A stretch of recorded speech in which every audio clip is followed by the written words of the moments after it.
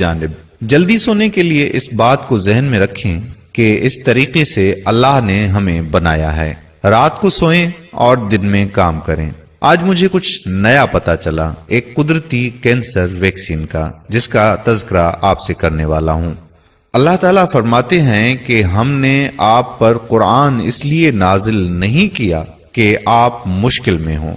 اللہ پاک نے ہم سب کے ذہن میں ایک گلینڈ رکھا ہے جسے پائنیل گلینڈ کہتے ہیں۔ اسے انسانی جسم کا حیاتیاتی گھڑیال بھی کہتے ہیں، اور یہ ہمارے بصری اعصاب سے منسلک ہوتا ہے۔ یہ اتنا چھوٹا ہوتا ہے جتنا ایک مٹر۔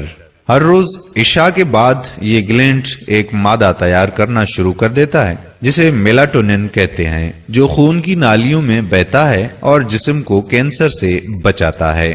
یہ صرف اور صرف اندھیرے میں کام کرتا ہے۔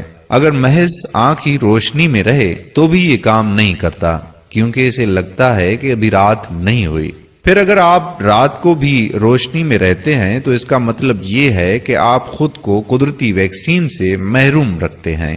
اللہ پاک فرماتا ہے کہ ہم نے رات کے آثار ختم کیے اور روشن دن بنایا۔ بدقسمتی سے ہم نے آج کل رات کے آثار کو دن کی نسبت زیادہ دیدنی کر دیا ہے۔ ہم رات بھر جاگتے ہیں اور سارا دن سوتے رہتے ہیں۔ ہمارے آباء و اجداد جو رات کو جلدی سونے اور جلدی جاگنے کے عادی تھے، وہ کینسر کا شکار نہ ہوتے، اور نہ ہی ایسی کسی بیماری کا جن کا آج کل ہم سنتے ہیں۔ فارمی مرغیوں پر ایک تحقیق کی گئی۔ ایک قدرتی طور پر پلتی مرغی جو جلدی سوتی ہے اور کھانے کے لیے جلدی جاگتی ہے، جبکہ مصنوعی طریقے سے رکھی گئی مرغی کو کھانا رات کو جاگتا رکھ کر کھلایا جاتا ہے۔ مصنوعی طریقے سے پالی گئی مرغیوں کی وجہ سے 30% کینسر ہوا، جبکہ قدرتی طریقے سے پالی گئی مرغیاں کسی بھی بیماری سے پاک تھیں۔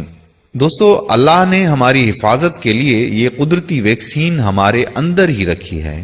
آئیں جلدی سو کر اس سے فائدہ حاصل کریں۔ یہ گلینڈ عشاء کے فوراً بعد اپنا کام شروع کرتا ہے، جو فجر سے 2 گھنٹے پہلے تک جاری رہتا ہے۔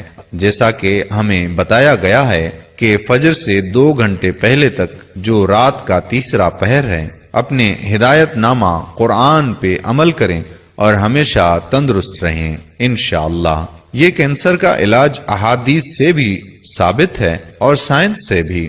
اس شاندار علاج کی اس ویڈیو کو، جسے اللہ تعالیٰ نے انسان کے اندر رکھا ہے،